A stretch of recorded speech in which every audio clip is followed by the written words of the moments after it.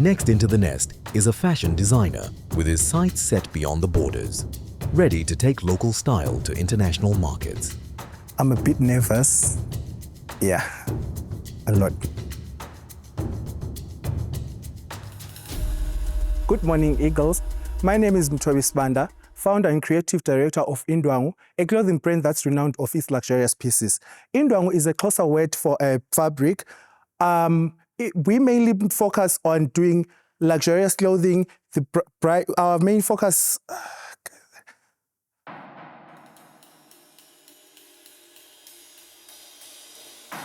Relax, we don't bite. Take it easy. We just want you to be calm so that your pitch can come to us properly. So you can continue from that point. I just want you to relax, take a deep breath, say it slowly, so you can continue. Our main focus, we mainly dress people for high-end events, bridesmaids, brides, groomsmen, and we are here today because of a door that was closed for us because of our nationality. In South Africa, there's a boutique called The Space. They mainly focus, their tagline reads, the home of African designers. They say they only work with South African nationals for now only, as if to say Zimbabweans are not African enough. We were excited to see the initiative that the Zim Trade has done through the Eagles Nest program because our brand, in November 2022, we showcased at the MTC Windhoek Fashion Week where our collection sold out. And that was the eye-opener that our brand is ready to export. On average, we do sales of roughly 700, our expenses amounting to about 450, our profit being 250 thereabout. On a good month, we can make sales of about 2.5 to 3,000, making a profit of about 1,200 thereabout. Thank you. A nervous start from the entrepreneur. The fashion designer is seeking new market linkages after being turned away from a market he once aspired to enter. Will he steady himself and regain momentum? Welcome to Eagle Nest. I would love to begin by commending you. One of the greatest things about entrepreneurs that have made it, they've been rejected somewhere else until they began to start by themselves. So I want to commend you by what you started, and we can see some of your produce. It's good that at least you've recognized there's a gap in the market and you've actually started humbly to begin to make such clothing. So I want to understand, how long have you been in existence? We started in November 2021. Okay. And which local celebrities here have you dressed? In Bulawayo, we've worked with Novio Seagull. We've worked with Begezela from South Africa. He's Zimbabwean, but he's mainly based in South Africa. Yeah. Okay. And, you're in a market where there are a lot of players who do similar to what you do. And looking at the volumes, there's so many events. And for you to get into such a market, you need to be very visible. Well, what do you think that as an organization you can do to increase your visibility so that people can know you and see you? So as an organization, how you can increase my visibility, since Zim Trade mainly deals with export, I think maybe if you can give me an opportunity to become one of the fashion ambassadors in Zimbabwe, fashion diplomats, I can say, and take me to trade shows that are outside the country, because we've seen a gap. I myself have showcased in Namibia, and there's legal or less designers that do the same thing that we do. In as much as it's a fast-growing country, they are more like becoming the next South Africa, since South Africa is more like the hub of entertainment. So I think these Zim Trade Eagles Nest can help me grow if they can give me exposure to such events.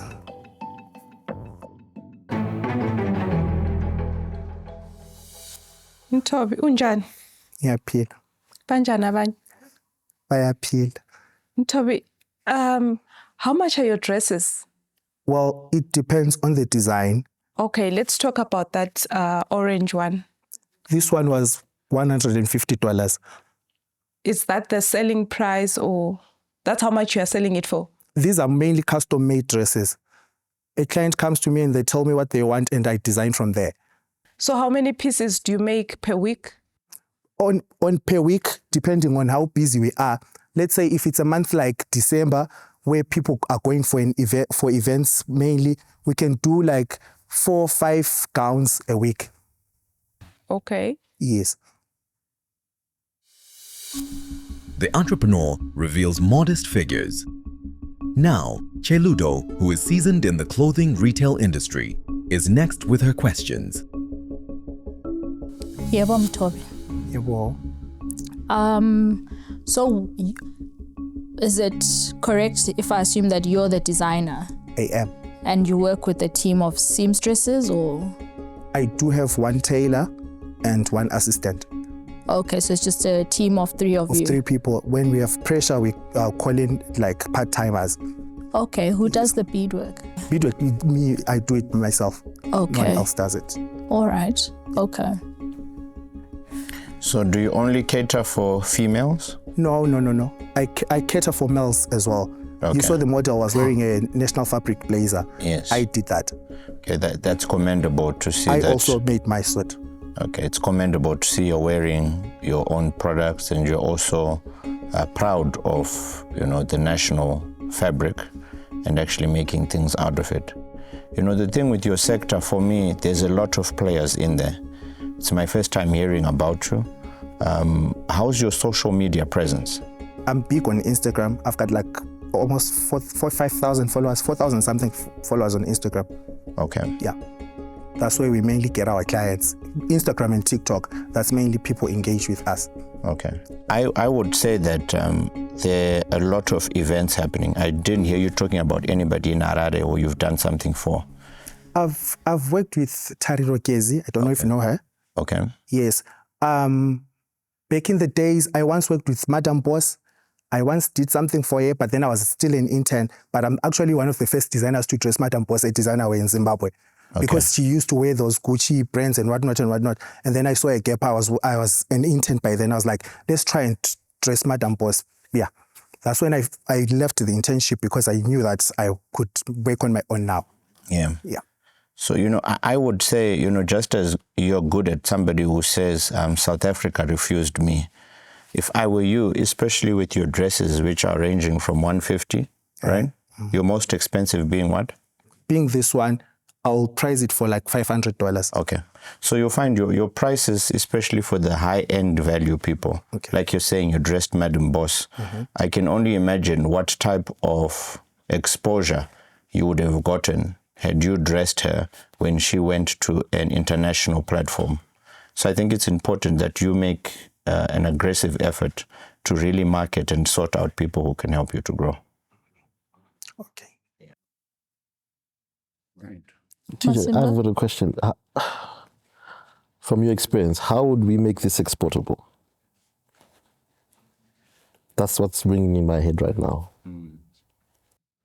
I think he needs to work on building his brand. And then once you've built up your brand and it's become, more popular, then you can start approaching whether it's retailers and the like, so that then, you can then get a little bit more in the volume. But because it's bespoke, it's never going to be a mass market thing. When it comes to mass production, that's why Eagle's Net is all about telling a Zimbabwean story by a Zimbabwean. That's why I had my National Fabric launching here. I was inspired by, last year I went to the National Fabric competition in the State House where I won the competition. That's when I was like, you know what? There is a gap. It's me showing you my creativity. As for mass production, every design can be watered down into whatever you like. You can see it as beadwork. I can go and make a printing that looks like that. And it feels like that. You know what I mean? I'm a designer, I'm a creative. I don't mainly base on gowns only because I've done ready to wear here and there, but I can still maintain the luxury and use luxurious fabrics because these, my clients, are people who go to work actually. They would definitely want a skirt to go to work. So you do ready to wear as well? Yeah. Okay. TJ argues that while the bespoke line may struggle to thrive in the mass market, the entrepreneur could succeed by first solidifying the brand before moving into retail. But will the ready-to-wear line compete on price with mass producers like China? The suit you're wearing goes for how much? 120. Okay. Yeah. And what's different about the suit you're wearing compared to the ordinary suits?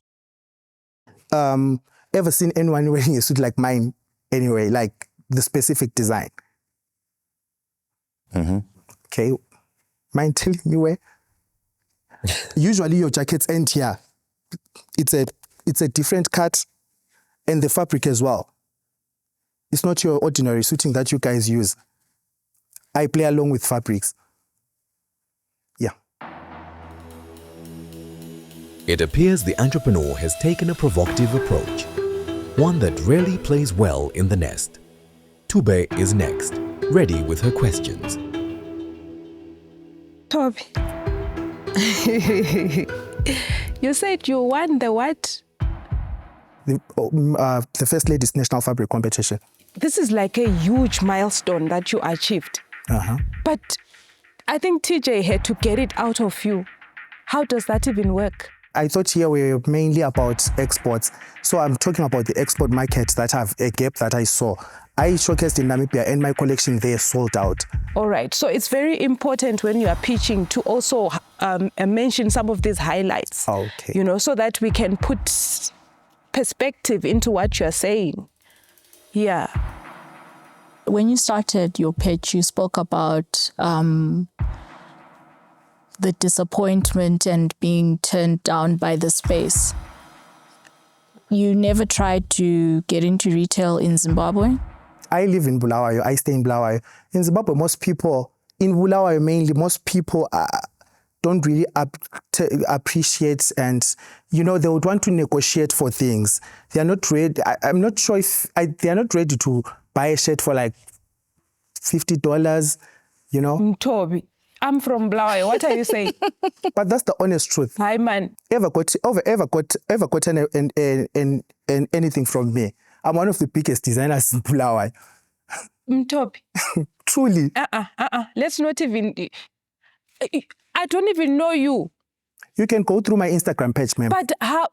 What will drive me to that Instagram page? I'm from Bulawayo. I've never seen those dresses. Okay. I don't even know about your Instagram page. And here you are standing on a platform like this and you're saying people from Bulawayo. I'm sorry about that thing. Hi. Well, that didn't land as planned. The judges have heard enough and are ready to decide. Will they still back the business for export, or has the entrepreneur managed to alienate the entire panel? Are you the person who sells to people? Are you the main face of your brand? I am. Okay, so I think there's something that you need to work on, which I think she picked up. You need to be somebody who can sell well. So if you sell to me provocatively, I'm not going to buy your products. There are certain sentiments you said to me, which, you know, I'm like, okay, you're arrogant, and it's not going to go well with me wanting to then purchase your product. So you have to be somebody who is teachable, somebody who, if you're the face of your brand and you're making very nice, unique products, you have to be able to be a sellable person yourself, because people see you. So for me, I love your works. They're great. And I think there's potential. It's a good market, and I'm going to give you a yes. But you need to change a lot of things. Lami ngivela koBulawayo ngoba angisoze ngikhuluma ukuthi ngangisebenza ngaphi. Kodwa lami ngivela koBulawayo. All right, so I like your product too. What I liked, so before you came in, I actually touched and I was checking the finish on the garments. You know, with a lot of designers, the finish is usually very poor. Loose threads, seams not completed. But I like that your garments not only look nice on the outside, but also the inside is finished nicely. The fabrics that you're using are also, it's a nice weight. I like it. It would have been really great to see a little bit more of the ready to wear, because that's what you want to be going to export market with. But from looking at, what you've given us today, I think that, you do have potential. You've had a bit of a taster of exporting or being in a foreign market through your experiences in Windhoek. We can only take your word for it when you say your range sold out. We don't know how much you sold, how many pieces there were, and all of that. But we'll give you the benefit of the doubt, and I'll give you a yes. You have a chance.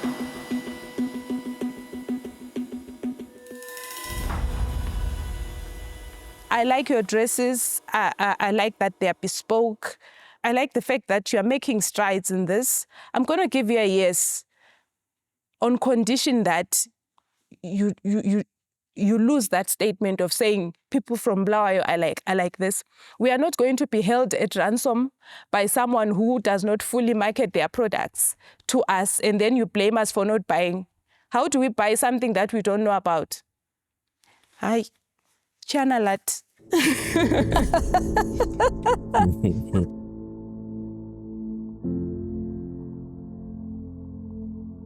3 yeses. Mine is neither here nor there at this point.